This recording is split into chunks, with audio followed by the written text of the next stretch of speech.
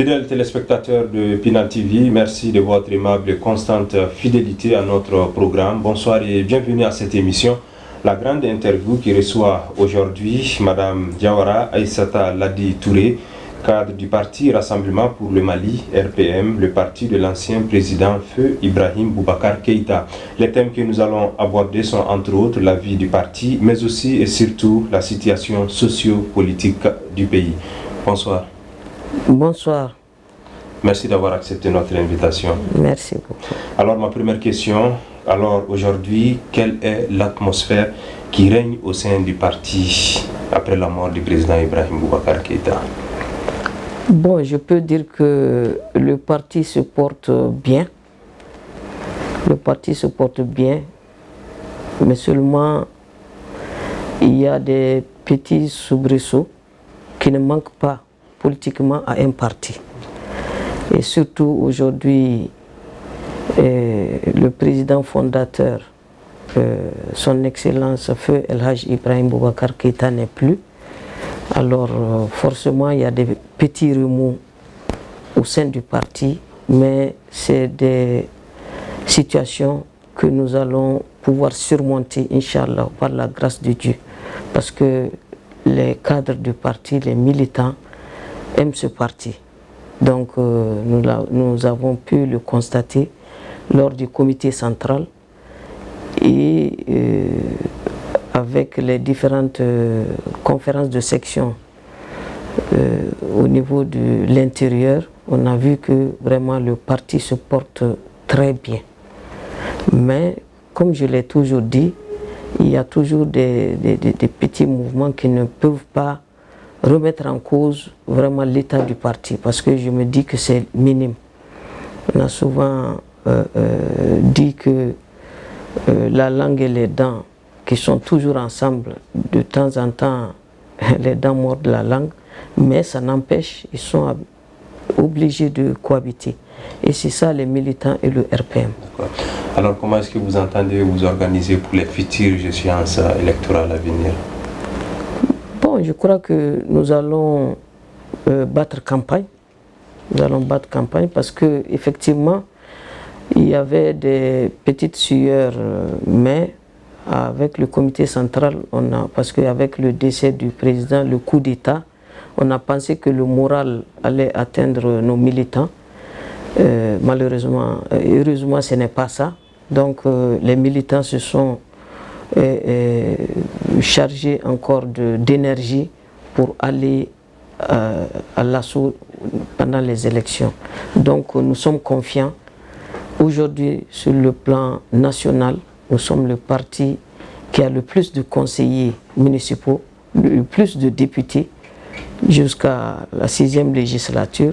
Donc nous comptons reconquérir ce pouvoir, en tout cas par la bonne volonté, le dynamisme des militants qui sont toujours optimistes pour ce pays, pour le RPM aux prochaines échéances. Alors est-ce que vous maintenez toujours vos alliés politiques? Bon, je ne peux pas le dire parce que les alliés, c'est des alliés de moment.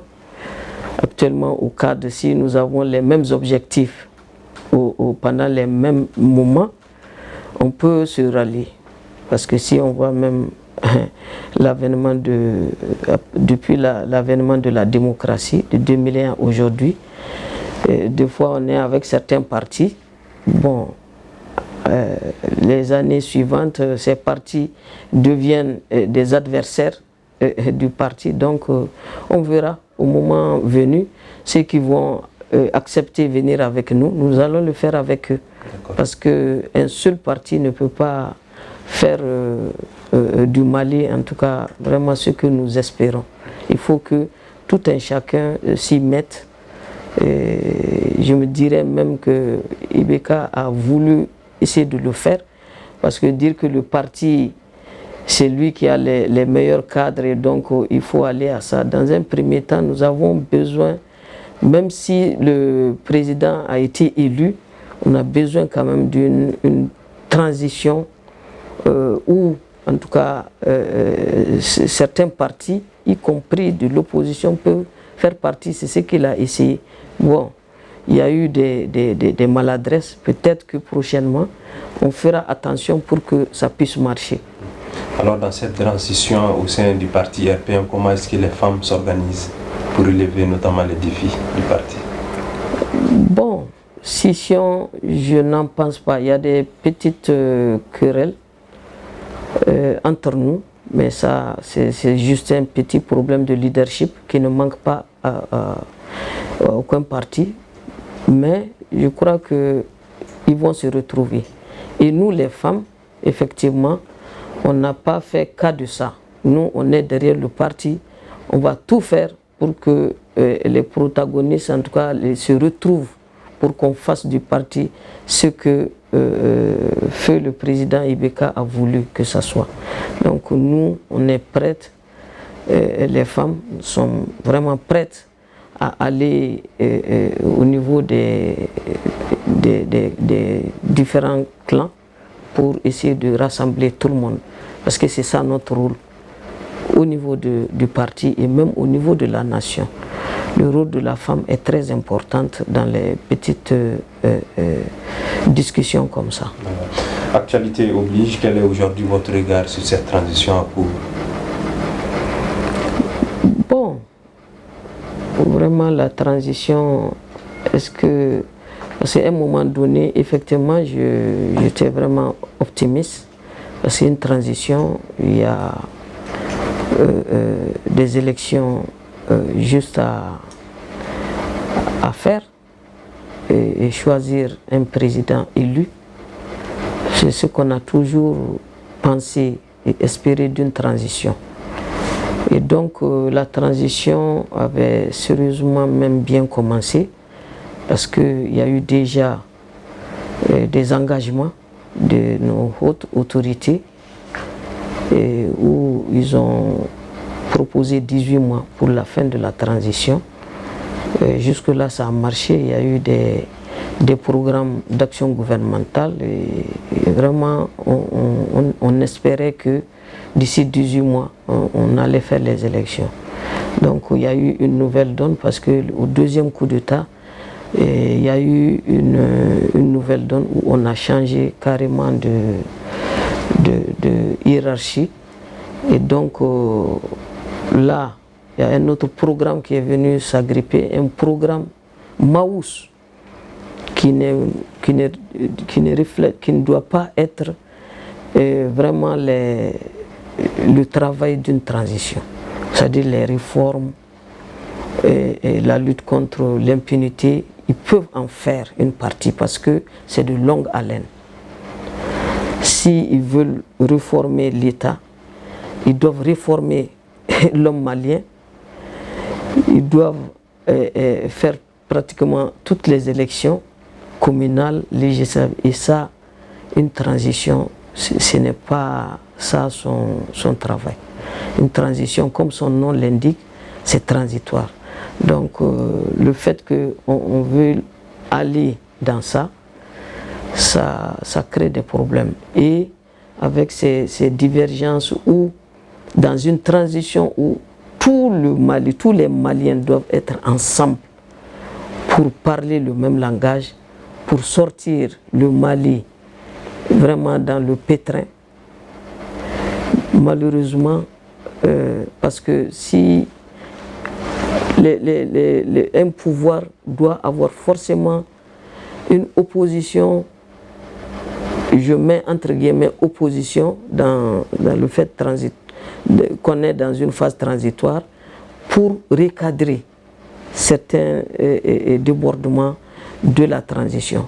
Parce que l'homme même doit faire son autocritique. Un homme même, s'il n'est pas critiqué pour qu'il se ressaisisse, se corriger, aller de l'avant, être l'homme parfait, être l'homme que l'on veut qu'il soit, on ne pourra pas y arriver. Et donc quand on donne sa petite conception, sa petite idée de la démarche ou bien de la bonne marche de la transition, automatiquement certains vous qualifient de vous ne voulez pas soit le Mali, ou bien vous ne voulez pas la transition. Or, aujourd'hui, la transition, c'est des militaires qui sont là. Ces militaires n'ont besoin de rien que de les accompagner. Et en les accompagnant, si un militaire n'est pas parfait, peut faire des erreurs. Donc, on peut les recadrer pour dire vraiment le travail se fait, mais par là, ce n'est pas bon. Je ne pense pas que ça soit. Ils vont se rectifier et nous allons avoir gain de cause. C'est ça, bon, c'est un peu dommage. D'accord. Donc vous pensez que ces militaires ne peuvent pas gérer toutes les questions institutionnelles et politiques du moment? C'est difficile. C'est difficile, c'est maous pour eux.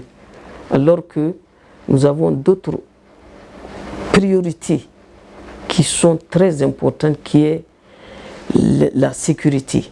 La sécurité des Maliens. C'est ce qui est très important dans un premier temps. Et donc, cette seule sécurité prend beaucoup de militaires. Ça prend beaucoup.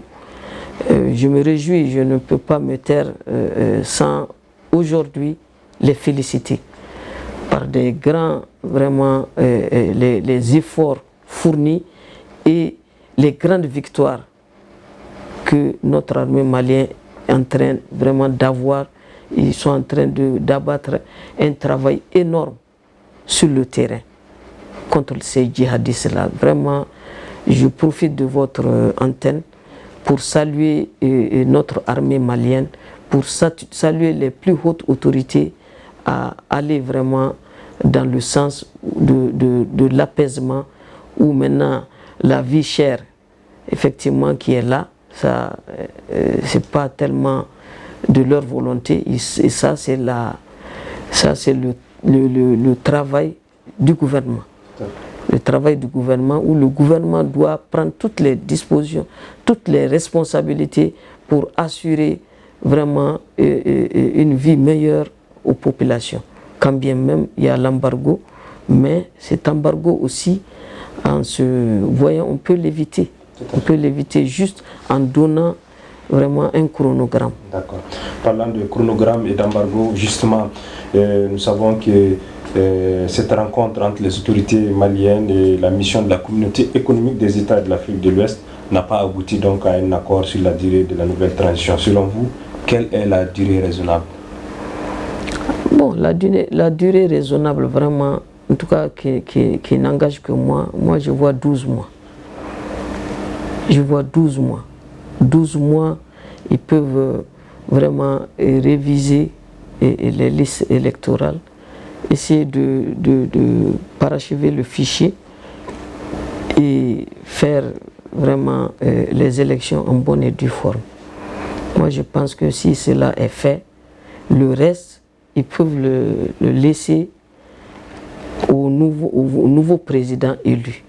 Et dire que, c'est-à-dire ce que les gens pensent, ou je ne sais pas comment, c'est des conseils. Moi, à mon avis, ce président qui sera élu démocratiquement, mais il y a des valeurs au niveau de cette transition qu'il peut récupérer directement parce qu'ils ont fait leur preuve. C'est une question de Mali, ce n'est pas une question aujourd'hui de le parti a gagné, donc il faut tout enlever, amener tous les militants du parti. Non. Il y a des gens, il y a des ministres, il y a qui ont fait leur preuve et qu'on est en train de voir palpable. Ceux-là, moi je ne suis pas contre qu'on les enlève. Ils peuvent continuer leur travail en même temps avec le nouveau et vraiment trouver une situation honorable, même internationale pour l'actuel président, le jeune Assimi Goïta, qui est en train de tout faire. Je sais que le travail est énorme pour lui et vraiment on peut trouver je ne sais pas, un statut pour lui, toujours dans le cadre du Mali, pour que le Mali puisse sortir de... Chacun a son rôle à jouer dans ça. Dire que le président nouveau qui va venir, c'est ce qui inquiète certains qui ne veulent pas laisser, ils sont en train de courir derrière ceci, cela, qui n'est pas bon pour le Mali. malheureusement. Justement, à ce niveau, il y a certains Maliens qui pensent que la classe politique n'est pas en train de jouer son rôle pour accompagner cette transition. Est-ce que vous jugez ces critiques-là bien placées?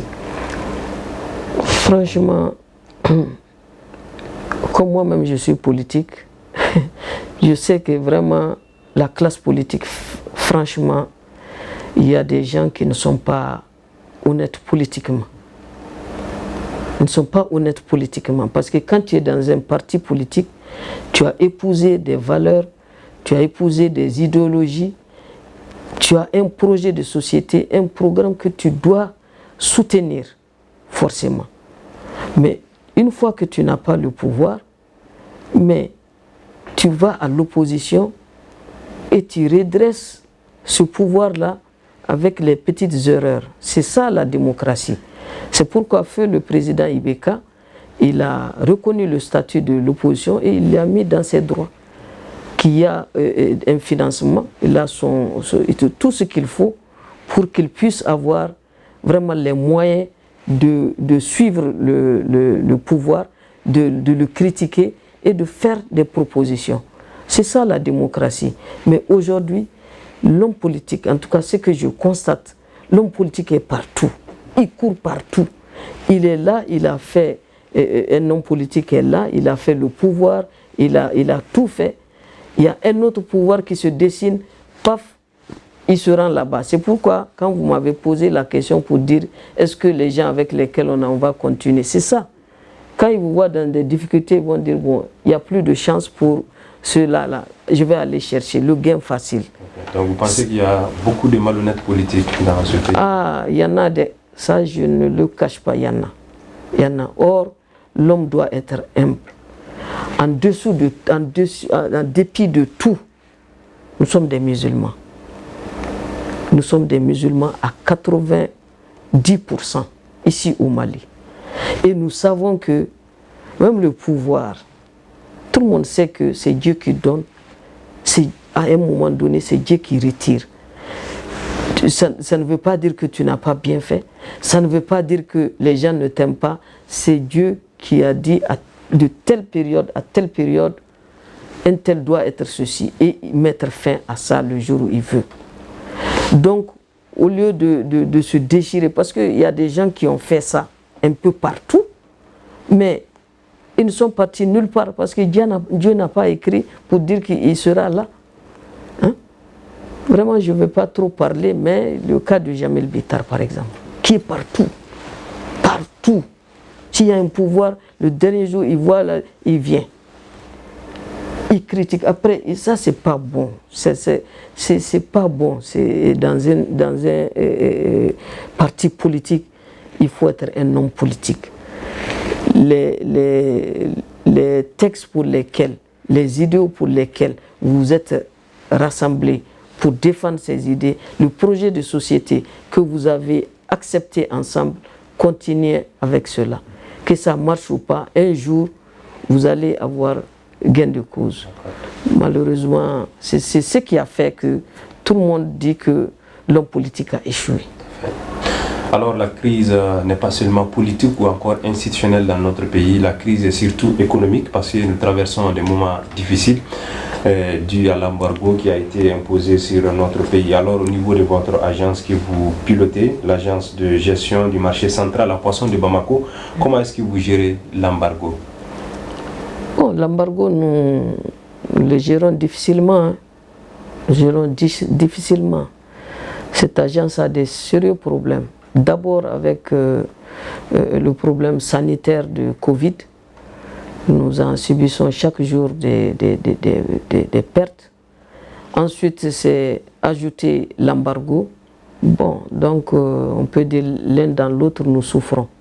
Et le développement au niveau même du Mali, tout le monde voit.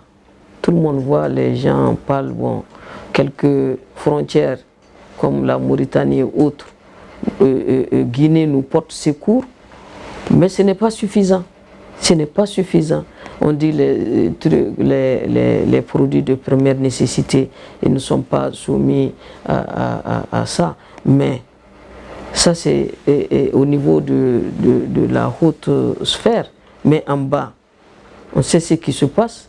Avec l'embargo, on a dit le sucre, le lait, tout ça, là, ça rentre facilement. Mais quand nous allons au niveau de nos marchés, de nos boutiques, on voit que ça a grimpé. Même ce que nous produisons ici, localement, tout a grimpé. Et donc, sincèrement, j'ai peur pour le carême qui se pointe actuellement. Vraiment, j'ai peur pour les populations. Les gens risquent de ne même pas pouvoir jeûner, alors que c'est des musulmans. Quelles sont les mesures que vous préconisez justement pour contrer la situation? Est-ce que nous, on peut avoir une mesure pour contrer? Que le gouvernement signe seulement, comment on appelle ce qu'on leur demande, c'est-à-dire donner un délai et faire un chronogramme, n'est-ce pas, pour les élections, et vraiment qu'on lève ça. Parce que avec le gel aussi des fonds du Mali, au niveau de la BCAO, au niveau des banques, mais c'est difficile. C'est difficile, même si le Mali arrive à payer les salaires, mais moi, ma pauvre maman, elle n'a pas encore eu sa pension. Et une vieille autre m'a appelé pour me dire, ah, nous, nos pensions ne sont pas faites. Bon, est-ce l'embargo ou pas, je ne sais pas. Mais ce qui est sûr, c'est que le Mali est en train de souffrir dans sa chair sur le plan financier. Ça, c'est évident.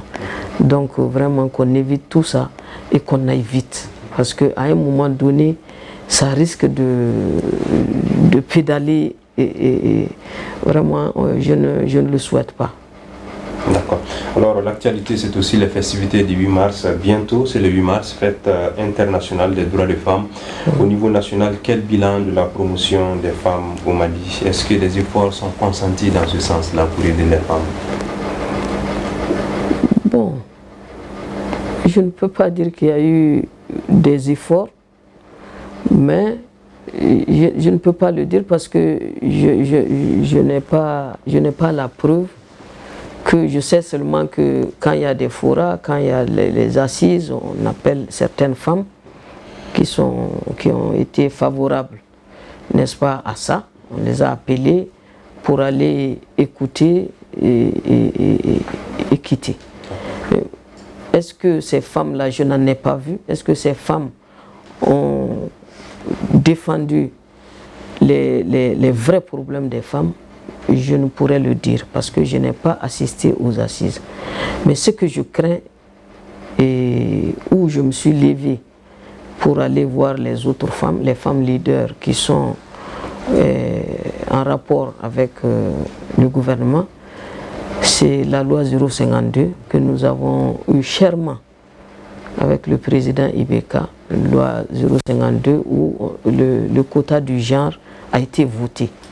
Et donc, ce qui a fait qu'aujourd'hui, enfin, on a eu beaucoup de conseillers, de 200 conseillères à 2000 et quelques conseillères, c'est à cause de la loi. On n'avait que 14 députés au niveau de l'Assemblée nationale avant, mais après la loi, nous avons eu 41 femmes au niveau de... Donc ça, c'est à cause de la loi. Aujourd'hui, ici, j'ai vu une révision de la loi où on est en train de vouloir aller à la proportionnelle, ce qui va dénaturer carrément la loi 052. Parce que si c'est la proportionnelle, avant c'était sur les listes, sur le plan législatif, c'est les listes. Et sur le plan communal, ça c'est proportionnel. Donc ce qui fait que on a eu quand même beaucoup de concerts. Maintenant sur les législatives, quand on dit que c'est proportionnel, ça veut dire quoi? Ça veut dire que si je prends la commune 6, il y a 5 partis politiques qui sont très bien implantés. Et donc le jour où la commune 6 doit avoir 3 députés. Et donc, en faisant les listes par parti, on fait un homme, un homme, une femme. La femme est toujours la troisième personne sur une liste. Ça, vraiment, la femme n'a jamais eu la chance. C'est difficile à ce qu'une femme soit tête de liste. C'est très difficile. Et donc, en partant sur la proportionnelle, donc on peut dire, on dit que ceux qui ont le plus grand nombre de points, c'est eux qui ont le poste. Et donc, si par exemple le RPM a 8, l'ADEMA a 8, un exemple, ASMA a 7, donc c'est les trois que comme c'est proportionnel, ils ne peuvent pas dire bon la liste RPM passe, la liste AD. Donc on prend les têtes de liste pour avoir les 3 députés. Et ces 3 têtes de liste, c'est des hommes. Donc où est la femme? Il n'y a pas de femme. Donc c'est ce qui est un peu difficile. Je souhaiterais qu'avec la proportionnelle, qu'ils mettent au moins une petite disposition qui fera que le troisième, que ce soit une femme. Par exemple, on va dire que si dans les 2 cas, il n'y a pas eu de tête de liste femme, parce que ça c'est possible. S'il n'y a pas de tête de liste femme, troisième qui est le nombre 7, va prendre forcément la femme qui vient juste après ces hommes-là. Donc là, la loi sera respectée. Cette disposition, s'ils la mettent, bon, il n'y a pas de souci. Comme dans une autre disposition où ils ont dit, si les partis ont les mêmes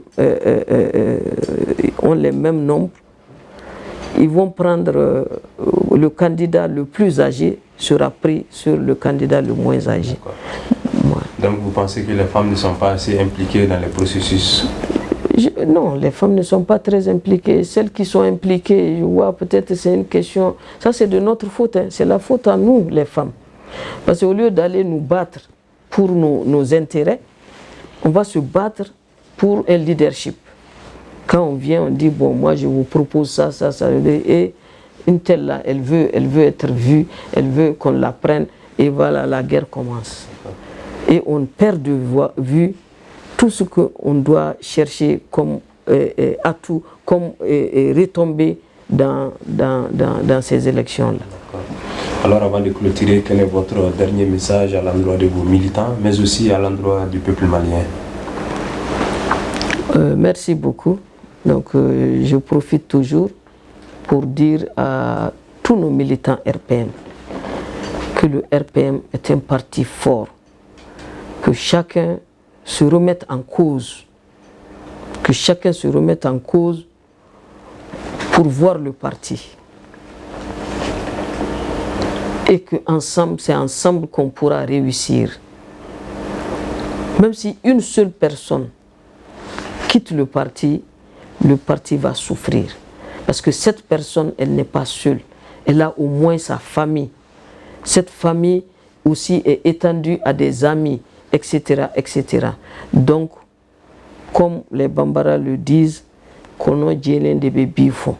il faut qu'on se retrouve et qu'on aille ensemble pour reconquérir le pouvoir. Parce que c'est à cause de ça que le parti a été créé. Ce n'est pas à cause d'aller suivre X ou Y ou de dire ceci ou cela, que tout le monde se retrouve pour voir, pour au moins honorer la mémoire du président Ibeka. Et à l'endroit des Maliens, que les Maliens aussi, que chacun se sente concerné vraiment de ce Mali, un Mali prospère, un Mali qui a de l'avenir, un Mali riche. Mais si nous, les Maliens, on ne se retrouve pas, on ne se fait pas de concessions, le Mali va tomber plus bas. Je ne le souhaite pas. Parce que il y a l'hypocrisie, il y a la malhonnêteté, tout ça on doit le mettre de côté. Il faut qu'on se retrouve. Les mêmes erreurs, qu'on ne les répète pas. Nous, dans notre pouvoir, on nous a taxé de beaucoup de malversations. Surtout le népotisme. Le népotisme, ça a été dit, ça a été même la raison pour laquelle nous avons perdu. Et nous sommes en train de revoir les mêmes choses. Mais qui va faire maintenant le ménage pour éviter tout ça. C'est ça le point d'interrogation. Donc j'en appelle à tout un chacun, qui soit vraiment, parce que dans tout ça, quel que soit ce que tu fais, Dieu est au-dessus de nous tous, qui nous surveille. Ce qu'on dit, qu'on l'a dans le cœur et qu'on le fasse par des actes. Vraiment, c'est ce que moi j'ai à dire aux Maliens, qu'on se retrouve, nous sommes tous même père, même mère, et que je souhaite que vraiment le Mali quitte cet embargo, quitte cette guerre qui nous a été imposée, vraiment, et vive le Mali, vraiment. Merci. Merci d'avoir accepté notre invitation. Merci beaucoup. Fidèles téléspectateurs de Pinal TV, c'était donc la grande interview que je vous remercie d'avoir suivi avec beaucoup d'attention. Et je rappelle qu'on recevait sur notre plateau Madame Diawara Aïssata Ladi Touré, cadre du parti Rassemblement pour le Mali, RPM. Le parti, je rappelle, de l'ancien président Feu Ibrahim Boubacar Keïta. Nous avons échangé sur un certain nombre de sujets d'actualité ayant trait à la situation sociopolitique du pays, mais aussi nous avons échangé sur la vie du parti Rassemblement pour le Mali, RPM. Merci à vous d'avoir suivi cette émission. Passez un excellent moment en compagnie des programmes de Pinal TV. Bonsoir.